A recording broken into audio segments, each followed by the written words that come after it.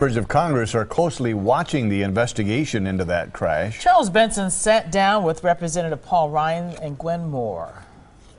First and foremost, Representatives Ryan and Moore are calling for a thorough investigation into who is responsible for this tragedy. If we can somehow make a connection directly or indirectly that it's tied to President Putin or Russia, what should the U.S. response be? I don't like going into hypotheticals so much. I think it's important that we find out who's responsible for this.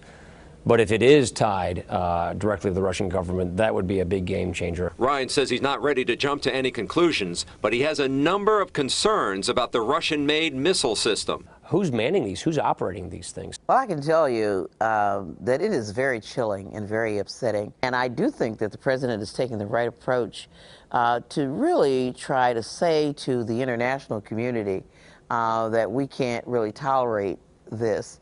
And I do think that it really, I think we've put Mr. Putin on notice that, you just can't continue to operate with impunity. President Obama says there is evidence to indicate the plane was shot down by a surface-to-air missile fired from an area controlled by the separatists. He says this type of attack wouldn't be possible without sophisticated equipment and training, which he says is coming from Russia. In the newsroom, Charles Benson, today's TMJ4.